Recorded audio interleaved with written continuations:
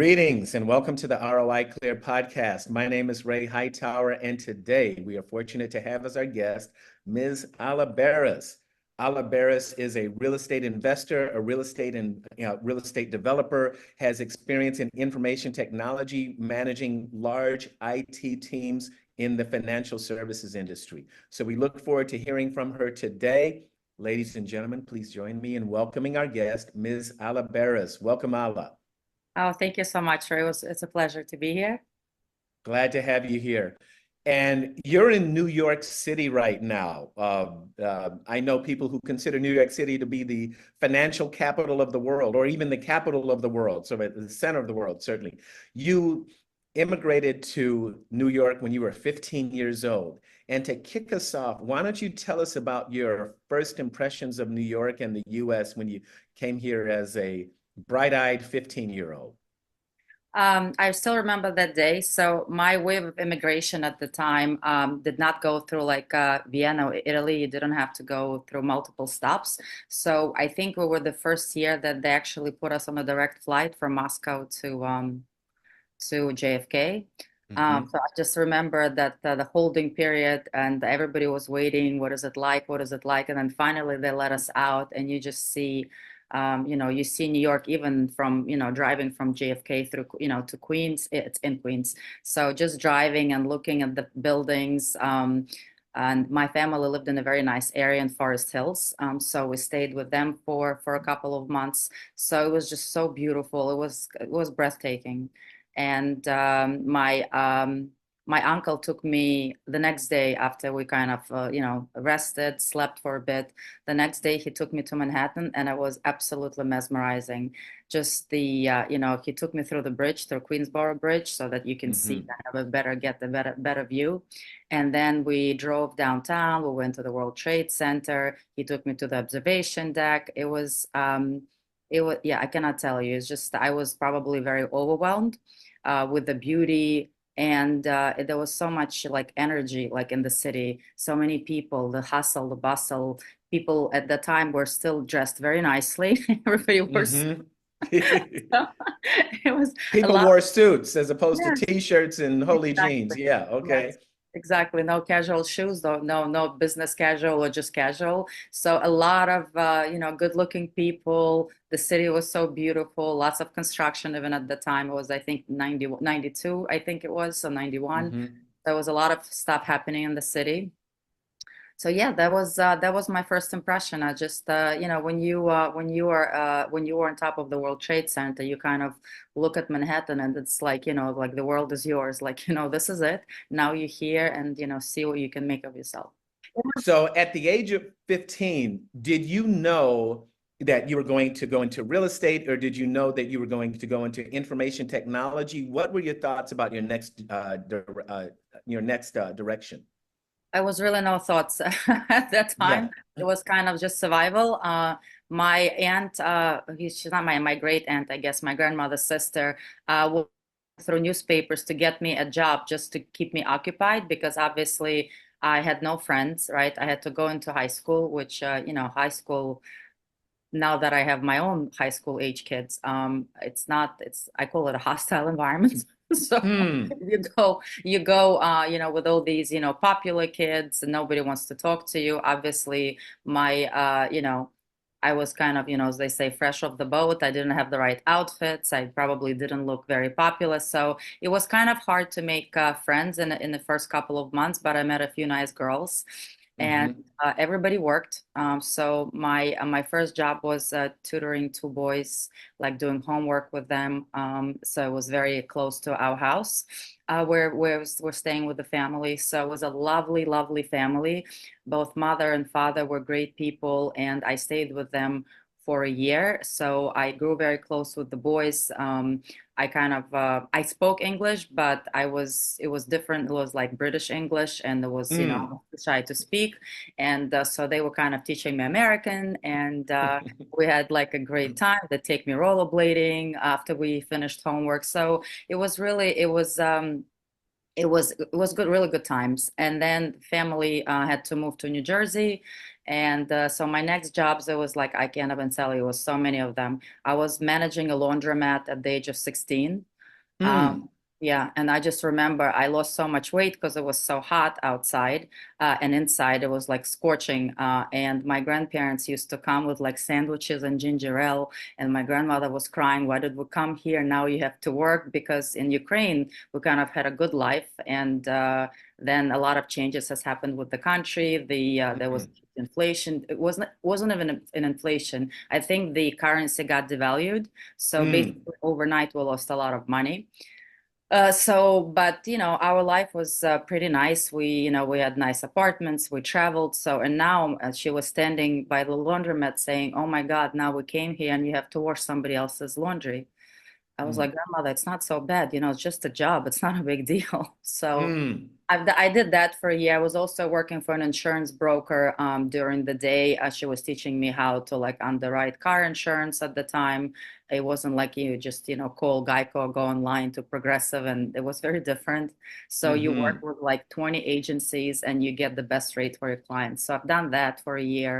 And then what else did I do? And then I kind of didn't want to switch jobs so much. And I got a job through a friend at the local ice cream, a very fancy ice cream parlor with like, I don't know, 60 flavors. I met the owners. They were very nice people. It was a neighborhood favorite place, like an Italian gelato cafe. And so I became a waitress there, and I stayed there for 3 years. And yeah, met a lot of people through waitressing. Yeah, it was a great experience too. And I graduated at 21. So yeah, and then I just went traveling for a few months. Wonderful. The common theme through everything that you've done from 15 to 16, from everything, the common theme I see is work ethic, focus, hard work. Even when you were managing a laundromat at 16, which meant that you were managing adults who were much older than you, I hired and you them were too. responsible. You Yeah, hired them, yeah. and I'm sure that you fired a few of them, some who may I have, uh, I only had to fire one, but I hired okay, a lot of people from from different areas of the former Soviet Union because yes. it was difficult times. Like early 90s were not easy times. There was still a lot of unemployment. So yeah, and a lot of people, when they heard, my neighbors heard that I worked at the laundromat, they would send like hordes of people, and I'm like, we only need two people. We already have two. We only need two more. Oh, So yeah. yes, yeah. So you had to manage them. You had to hire them, manage them, figure out, put systems in place so they knew exactly what to do with the laundromat. Yeah. At 16, you were doing this Mhm. while you were in school. Yeah. Yeah. And how did you decide what you were going to study in college? What did you major in, and how did you choose that? This is not going to be a fun, inspirational story. Again, it was a bit of a survival. I just had to choose whatever is going to pay the most when I graduate. So Oh, yes. with, Okay. I switched from accounting. Well, I didn't really, I was finance at first, and then I wasn't understanding what finance would do. Accounting, I was very lost. It was just way Mm, over my head. So, but I had a few good professors. I went to Baruch College. So, and that college at the time specialized in accounting. So we had amazing professors. So he said, look, if it's not for you, it's fine. You just need to balance out, the right, the left, the black, the red. So he was teaching us in a way that we could understand. So I'm grateful to that teacher because, I mean, that professor was so patient with us. A lot of people were lost in accounting. So I said, okay, accounting not for me, finance is too abstract. And then at the time it was, if you remember, there was the boom of technology, like mid 90s. mid 90s. Yes. Yes. So anything with computers. Meantime, the school like just got a lab with computers. I'm like, we just got the computers. How we're gonna do this? So I met a lot of people through my major, and we all studied together. So I understood. I didn't like programming at all, but I like the whole like system analysis. Like how to spec the systems for people, how to work with programmers to build it. So my first job was exactly doing that. Being in between the client and the programmers, like kind of the going between. Yes. And did they call that at the time? I know later they call that position business analyst. Did they call that business analyst at that I, time? systems, yeah, business analysts, you really needed to know, like in banking, they would say business analyst because a lot of tech guys had some kind of finance education as well. For me, it was more, my first job was systems analyst because you just kind of, you learn the system and then you would just work with programmers and clients to enhance it or to create a new one if it was outdated. Yes. Okay. Understood. Wow. And so your leadership of people and then systems analysis, you took some programming and some accounting, blending all of these things in together, and you are located in the financial capital of the world. Somewhere you ended up in the financial industry. So why don't you tell us about that, please? Oh, I didn't even mention your experience underwriting auto insurance. So learning that, that's all financial. Yeah. So, So yeah, basically, yeah, I only did it for a year. So yeah, so when I was younger, but yeah, again, it gave me a lot of experience of how to work with people, how to understand their needs, because people would come and say, look, I have like, I don't know, 5 points. This, you always have to find the right product for the right person, right? So mhm. that's a valuable lesson. But you just, not everybody has the same driving record. So yeah, it taught me a lot, kind of how to, how to be more flexible, how to really research how to find better products. When I graduated from college, I kind of understood that we didn't have enough training in computers, right? It was just Mm. was a new major, it was just not enough, right? So I went traveling for a few months, and after I came back, my mom said, look, why don't we take like a professional, there are courses now, because again, it was a technology boom. So I went to study Visual Basic, I think it was for like 6 months, for hours and Yes. hours and hours. We had like 10 people in the class, and a lot of them already programmed most of their life. They just didn't speak good English. And a Hmm. lot of us were like me. We grew up, we didn't really have skills. So it was teaching them English, teaching us program. Yes. So, Yes. and I've done that, and I teach a little bit of Visual Basic while I was looking for a job. Hmm. And then when I got the job, they didn't ask for anything. They didn't want me to be a programmer. They wanted me to be a systems analyst. So I was like, well, why did I waste 6 months of my life on studying? Hmm. But it was nothing was a waste, because I understood how to work with programmers by then. I understood how programming worked, so I could explain myself better to the programmers. I could explain myself better to the clients. So overall, it was a good experience in the end. Your people skills, going back to that laundromat when you were 16 years old, came in handy. Yes, for sure. Yeah. And so there's the whole stereotype of the person who understands technology very well, but if they don't interact with people very well, they're not as useful or effective. You understand technology and people, and then that's a beautiful a merging of skills there. Yeah. And I think, I mean, it's not all, like banking was my first job was for an insurance company, American insurance company. And it was a very friendly environment. And Mm. then within 2 years, I switched to banking, and it was not a friendly environment. It was a Mm. very, I mean, I don't think they're allowed to talk to people like that these days. I mean, there Mm. was the normal conversation, same sentence, lots of yelling. So it was not as how do I say it? It was not as civilized as it is now. It was Mm. a little on the rough side. Banking, yeah, was a little on the rough side. So that must have been difficult to deal with. Yeah, it was also, remember, it was very male driven. There were very few women in the IT department, very few. There were not a lot of women on the trading floor either. Hmm.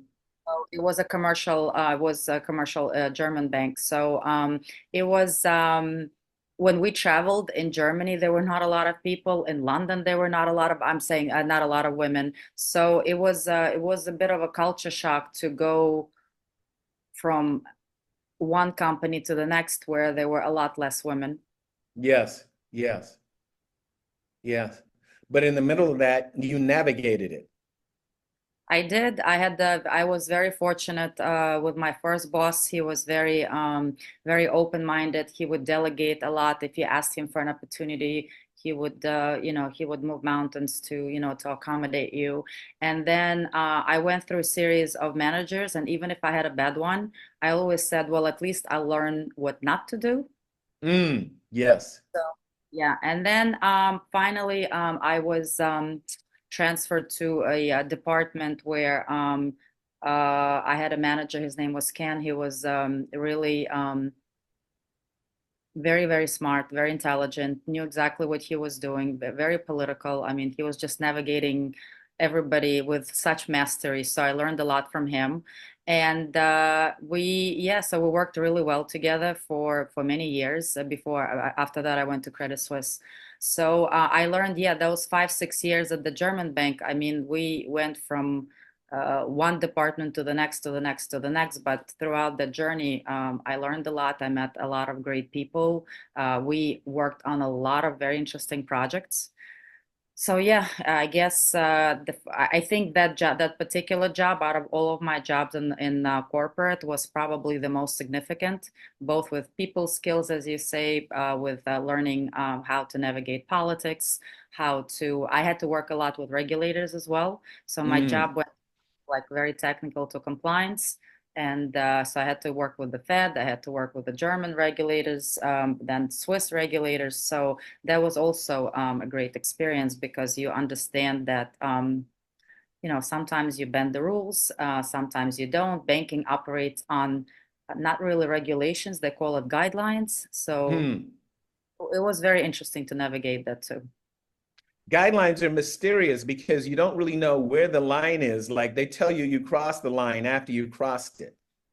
Exactly. So we had a lot, but that gives you leverage too, right? Because if they tell you you did this wrong, well, not really, because it's a guideline. So we thought we interpreted guideline this way, and you're telling us it's this way. So which way is it? And they can't Hmm. really tell you either. And at that Right. time, banking was still kind of deregulated. So, well, as I saw it, it was not very difficult to get around the Fed. That's how I saw it. So if they Hmm. really wanted to bend the rules, they could. But at the end of the day, people are responsible. People do not want to violate any regulations. So we did our best. And if they gave us a list of things to comply with, you just did it. Yeah. Okay. You just managed it. There it is.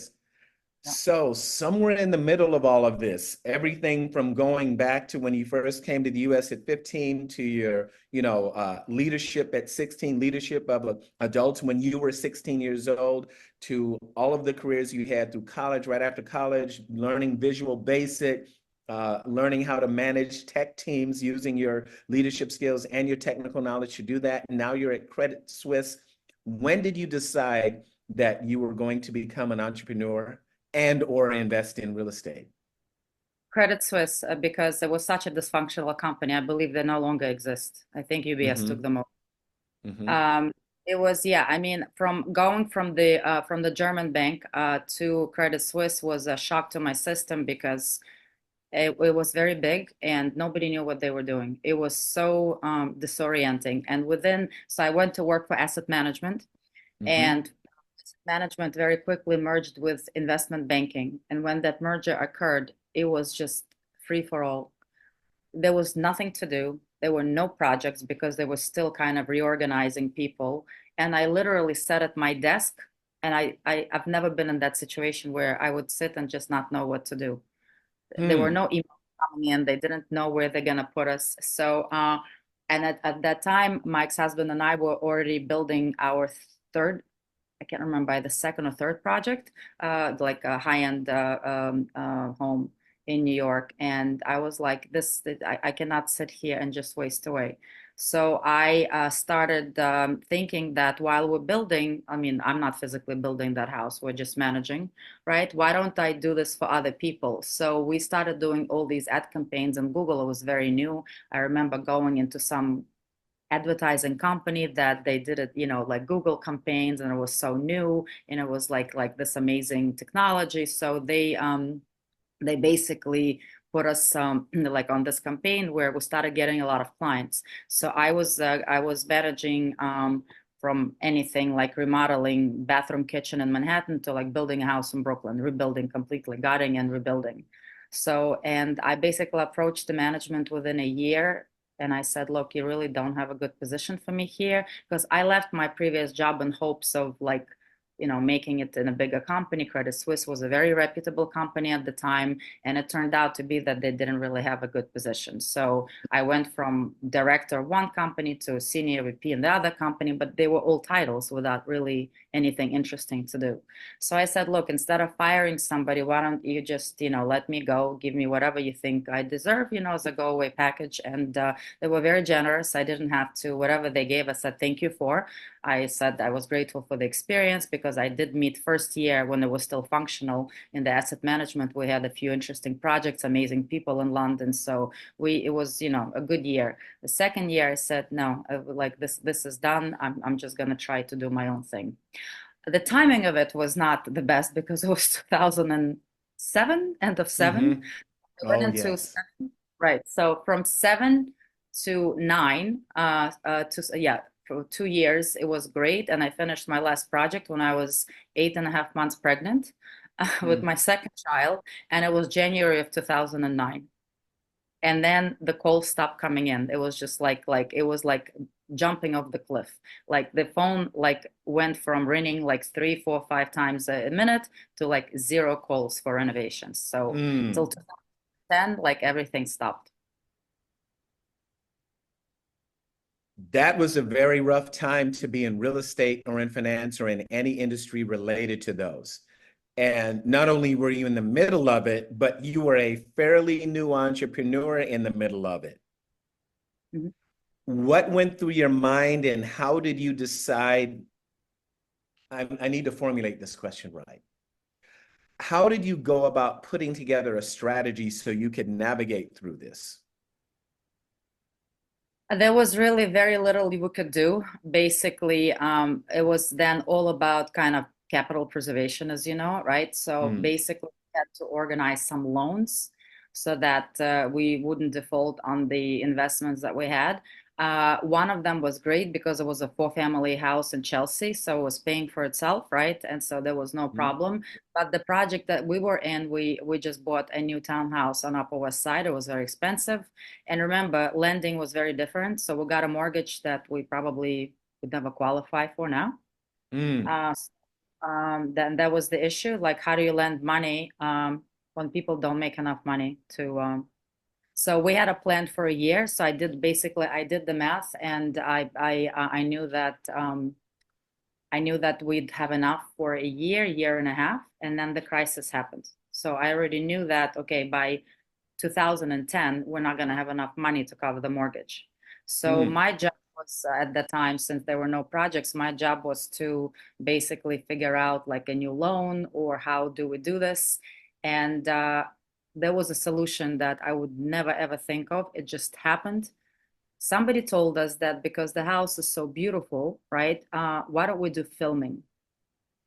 So we Mm. started the production managers. And at that time, production was very different. Production was through brokers. It was not like it is now on different platforms. They were actually production brokers. There are a few of them now, but at that time, there were a lot of them. So we called as many people as possible, and we started doing like Law and Order, a lot of art house movies, lots of commercials.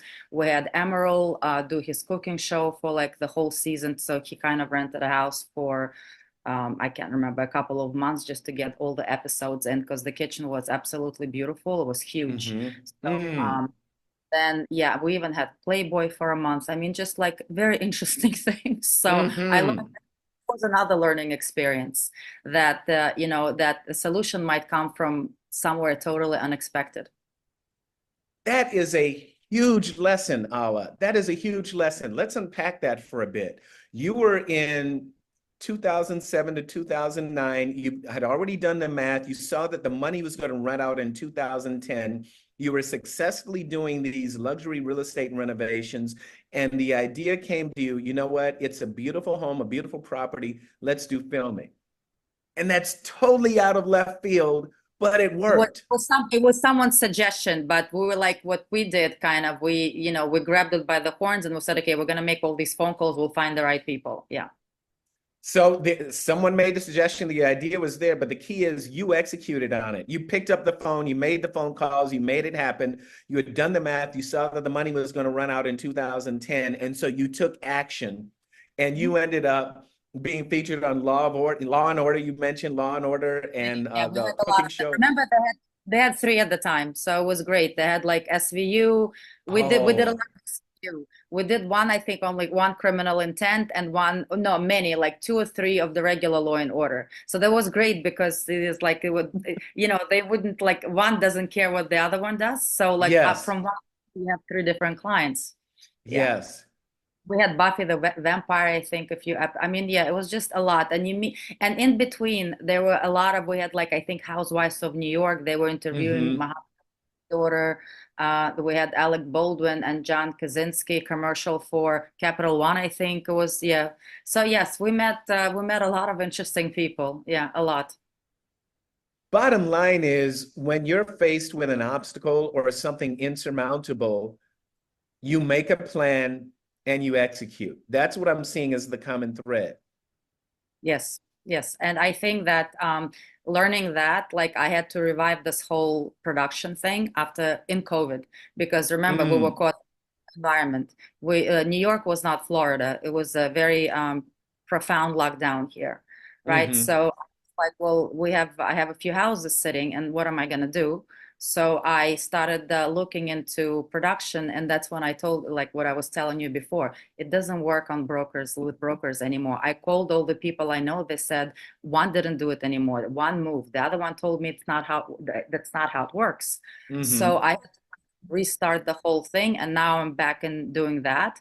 I do mostly like photo shoots now, smaller commercials, so just because Law and Order really takes over your house for like many days, and it's not easy. So now I do like smaller, like for like Instagram, for this, for that. So basically, I had to redo the whole model, relearn the whole process. It took me Hmm. maybe like half a year, but now I've been doing it for like 3 or 4 years. Yeah.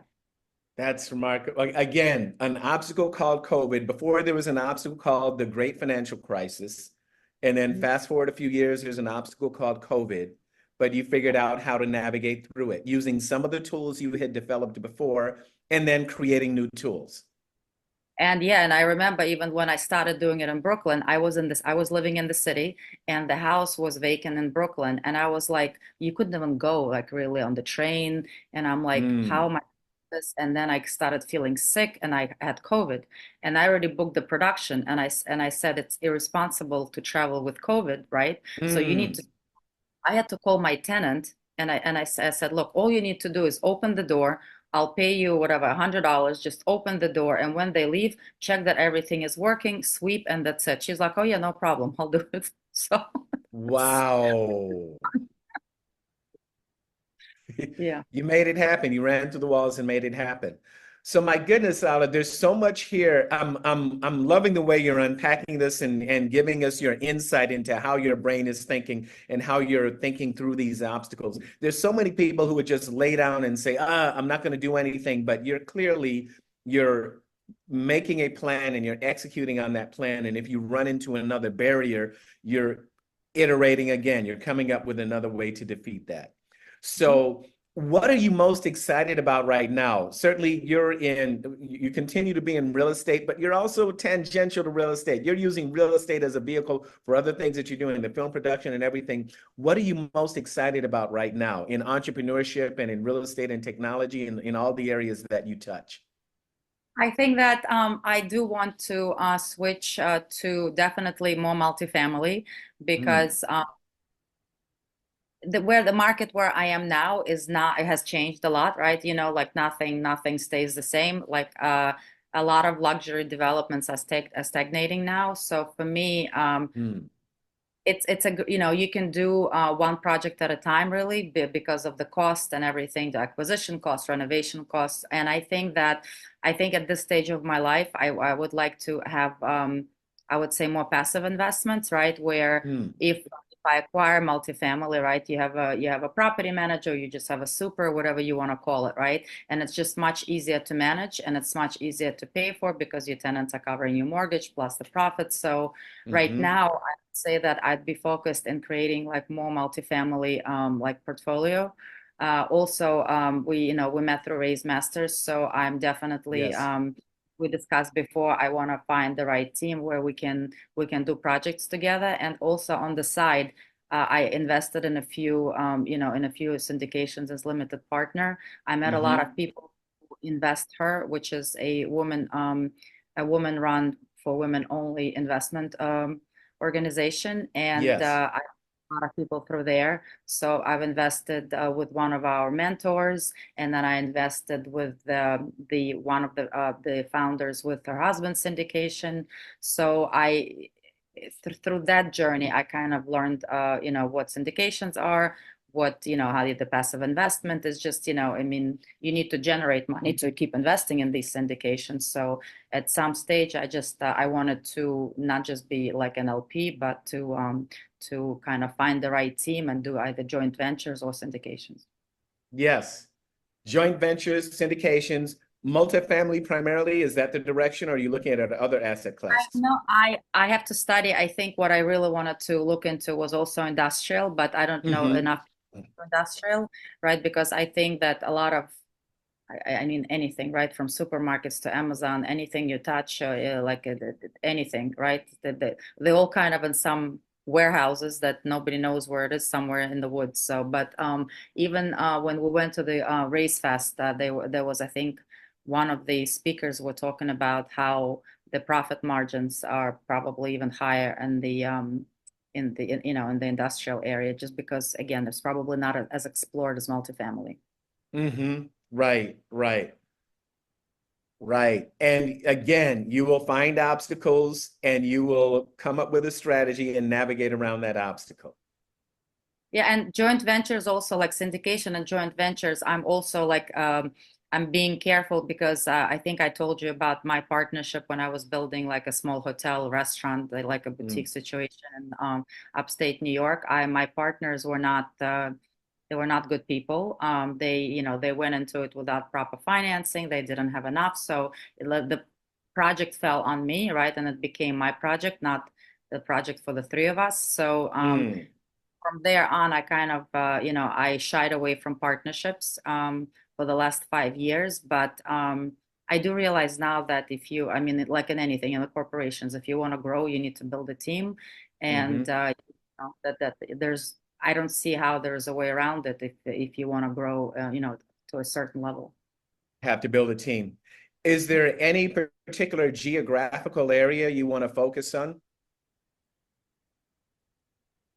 I think I'm more like right now, how I'm thinking how my brain operates is like more project based, right? The area has to work, the numbers have to work for the investors. I don't think I know that a lot of people like focus on a certain area because like you live in Arizona, it's easy for Mm. you. This is your like kind of neck on the woods. I do not want to do anything in New York at this time, but Hmm. I'm open. There are like a lot of opportunities in Texas. There are a lot of opportunities, like I know in Idaho. So very different locations, but still, I think it would be probably project oriented. Yes, excellent, excellent. This has gone so quickly, Alla. I could keep asking you questions forever because you have a fascinating backstory, and what I see you doing now, I know that your future achievements are going to be fascinating as well. And I just want to ask you about all of that. We're going to have you back on the podcast at some point. But as we wrap up, let me just ask you a few things. What are you reading right now, or what podcasts are you listening to right now that you'd like to share with our audience? I honestly from like I listen to a lot of like personal development stuff. So like Hmm. me, it's I love A School of Greatness by Lewis House. Mm. There's a lot of amazing people that come on there, come on that show, from anything from from coaches to doctors, neurologists. my favorite person that I follow and follow his meditations and teachings. And I actually just visited his retreat. Joe Dispenza has been on his show forever. Mm-hmm. So like anything that trains your mind, puts you in a good state, right? So I obviously I listen to Hunters, Cash Flow Connections. Yes. So I learned about a lot of people before I even joined Hunter's program. I listened to his podcast for at least 4 months. So I found has very interesting people. So yeah, but mostly, yeah, I read a lot of kind of work-related books. Actually, I did like Rob Beardsley's books. Like he has little thing like for Yes. underwriting, raising, raising capital. So that was great. But yeah, I try to connect like I connected with you one-on-one with people as yes. So Yes. I would say podcasts are probably more like on a personal growth side, Mm-hmm. Okay, wonderful. We'll make sure that we include links to what you just mentioned in our show notes. Mhm. My goodness, Alla Bares, it's been a pleasure getting to know you here on the ROI Clear podcast. This has been a true treat, and I thank you for being here with us. Thank you so much, Ray. Really appreciate your time, and thank you to Ryan for helping us. And thank you for engaging the ROI Clear podcast. At ROI Clear, we buy multifamily apartment properties, we improve them, and we give people a great place to live. At the same time, we give investors an opportunity to enjoy capital preservation, tax advantages, and a solid return on investment. If you'd like to know more, click the link to roiclear.com down below. We look forward to speaking with you.